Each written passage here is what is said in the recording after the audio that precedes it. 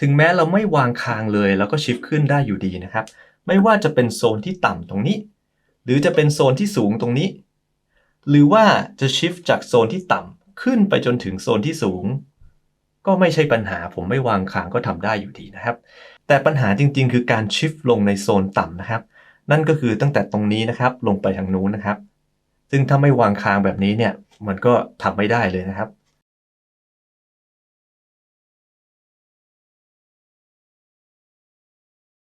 และคราวนี้ผมจะมาอธิบายวิธีการที่ผมใช้ในการ shift ลงโดยที่ไม่ใช้ shoulder rest และไม่ยกไหล่นะครับอย่างแรกก็คือมือซ้ายของเราต้องไม่บีบคอไวโอลินนะครับคิดภาพเหมือนนักสนุกเกอร์นะครับที่เขาจะมีมือซ้ายเอาไว้รองเพื่อให้ไม้สนุกเนี่ยมันสามารถเคลื่อนที่ไปได้ในทิศทางที่เขาต้องการใช่ไหมครับเพราะฉะนั้นมือซ้ายตรงเนี้ยมันจะไม่สามารถกำไม้สนุกเกอร์ไว้ได้ไม่งั้นมันก็จะเคลื่อนที่ไม่ได้นะครับเช่นเดียวกันกับคอของไวโอลินก็เหมือนกันนะครับ เวลาที่เราวางมือซ้ายเข้าไปนะครับคอไวโอลินเนี่ยแน่นอนมันไม่ใช่ไม้สนุกเกอร์ที่เคลื่อนที่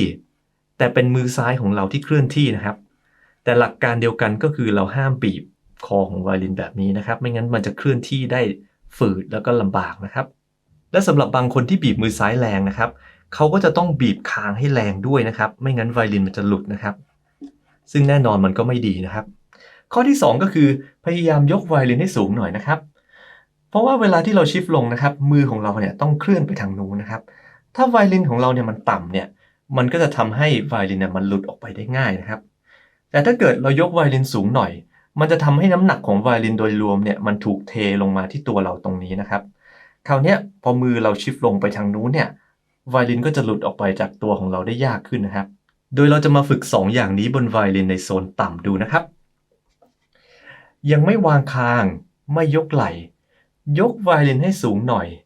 ไม่บีบมือซ้ายนะครับเริ่มต้นชิฟขึ้นเราจะชิฟให้มือของเราเนี่ยขึ้นมาชนกับไวโอลินตรงนี้นะครับไม่ต้องวางคางนะครับคราวนี้ชิฟลงนะครับเราจะใช้วิธีเอานิ้วชี้กับนิ้วกลางแบบนี้นะครับมากดไว้ที่ชินเรสนิดนึงนะครับแล้วลองชิฟลงดูครับชิฟขึ้นไม่ต้องช่วยชิฟลงเอานิ้วชี้นิ้วกลางช่วยหน่อยนะครับ ให้เราจับความรู้สึกนะครับว่าเราต้องออกแรงนิ้วชี้นิ้วกลางในการช่วยกดที่ชินเรสเนี่ยเยอะแค่ไหนนะครับพอเราฝึกแบบนี้นะครับเราจะรู้เลยว่าแรงที่เราจะต้องช่วยกดชินเรสเนี่ยมันน้อยมากเลยนะครับเพราะฉะนั้นเวลาที่เราวางคางจริงๆเนี่ยเราไม่จำเป็นจะต้องกดคางลงไปแรงๆเลยนะครับคราวนี้เราจะลองมาฝึกโดยที่ใช้คางจริงๆบ้างนะครับโดยที่เราจะหมุนคอไปทางซ้ายเล็กน้อยนะครับตอนที่ชิฟขึ้นก็ยังไม่ต้องวางคางนะครับ คราวนี้พอจะชิฟลงเราวางคางนิดหน่อยแล้วก็ชิฟลงยกคางขึ้นชิฟขึ้นวางคางลงชิฟลงพยายามอย่ากกดคางแรงๆนะครับแล้วก็ต้องเช็คด้วยว่าเวลาเราฝึกแบบฝึกหัดเหล่านี้ไหล่จะต้องไม่ยกเลยนะครับและข้อที่3เกี่ยวกับการใช้นิ้วโป้งช่วยเวลาที่เราชิฟลงโดยที่กดนิ้วอื่นไปด้วยนะครับต้องบอกก่อนว่าแบบฝึกหัดเมื่อกี้ที่เราทำกันนะครับ เราเลื่อนมือของเราโดยที่ไม่มีนิ้วอื่นกดสายอยู่นะครับจริงๆแล้วมันยากกว่าการชิฟลงโดยที่มีนิ้วอื่นกดสายอยู่ด้วยนะครับเพราะเวลาที่เราเอานิ้วกดสายไว้แบบนี้นะครับเราจะใช้นิ้วโป้งเนี่ยเคลื่อนไปก่อนแล้วก็จูงนิ้วที่เรากดสายเนี่ยตามมาด้วยแบบนี้นะครับโดยนิ้วที่เราจะชิฟนะครับเวลาที่เราจะเคลื่อนที่เนี่ยเราก็จะต้องปล่อยน้ำหนักออกมานิดนึงนะครับให้มันแตะๆอยู่บนผิวสายก็พอนะครับเสร็จแล้วเราก็เอานิ้วโป้งนำไปก่อน แล้วก็เลื่อนนิ้วนั้นตามมาแบบนี้นะครับคราวนี้เช่นเดียวกันเราจะลองทดสอบโดยใช้2นิ้วของมือขวามาแตะที่ชินเรสดูนะครับชิฟขึ้นไม่มีปัญหาอยู่แล้วนะครับชิฟลงจับความรู้สึกที่2นิ้วนี้นะครับนิ้วโป้งนำไปก่อนแล้วเอานิ้วอื่นตามไปนะครับชิฟขึ้นชิฟลงชิฟขึ้นชิฟลง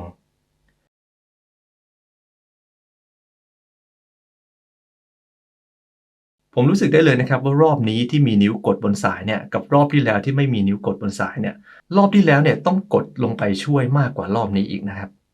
และด้วยวิธีการนี้นะครับถ้าเกิดเราชิฟลงด้วยระยะทางที่ไม่ไกลนักนะครับจริงๆเราแทบไม่ต้องใช้คางเลยด้วยซ้ำนะครับ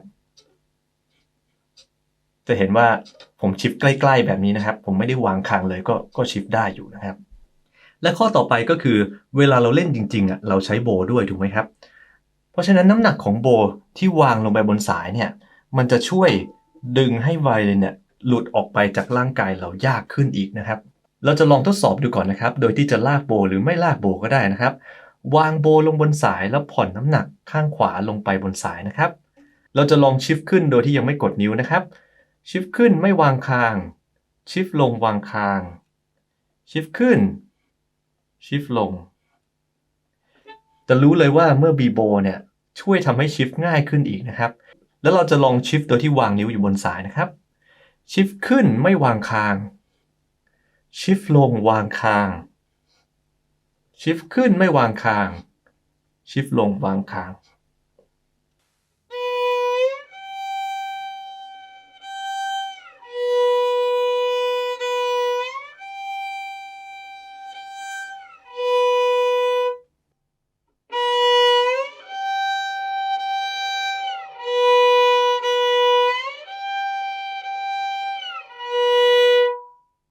เพราะฉะนั้นโดยสรุปนะครับด้วยวิธีการของผมเนี่ยเราเลยไม่จำเป็นจะต้องใช้ shoulder rest หรือว่ายกไหล่ของเราขึ้นมาช่วยหนีบไวโอลินไว้ให้เราชิฟต์ลงได้นะครับเพราะว่าเวลาที่เราชิฟต์ลงเราก็ไม่จำเป็นต้องวางคางลงไปแรงๆอยู่แล้วนะครับ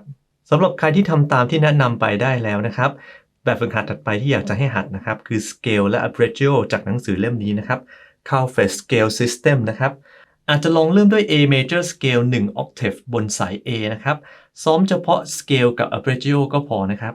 โดยเช่นเดิมเราจะวางคางเฉพาะตอนที่ชิฟต์ลงเท่านั้นนะครับ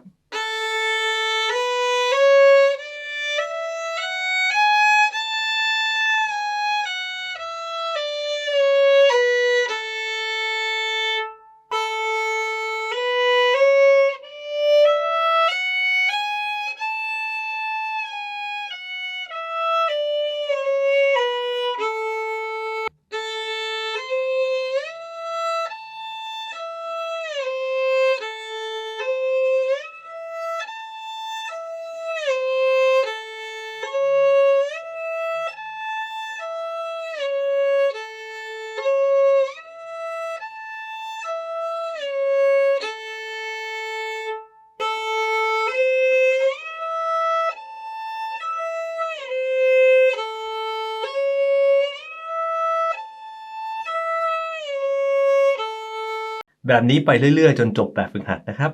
เวลาที่ซ้อมก็ต้องเช็คตัวเองเป็นประจำนะครับว่าเราจะต้องไม่ยกไหล่นะครับแล้วถ้าเกิดเราเมื่อยเราก็พักก่อนนะครับไม่ต้องฝืนนะครับก็จบลงแล้วนะครับสำหรับการชิฟต์โดยที่ไม่ใช้ shoulder rest ในแบบของผมนะครับในวิดีโอถัดไปผมจะมาแนะนำเรื่องของการ vibrato โดยที่ไม่ใช้ shoulder rest นะครับก็ฝากติดตามด้วยนะครับก่อนจากไปก็ฝากกดไลค์กดแชร์กด subscribe ให้กับ Wins Violin Studio ด้วยนะครับแล้วเราพบกันใหม่ในวิดีโอถัดไปครับสวัสดีครับ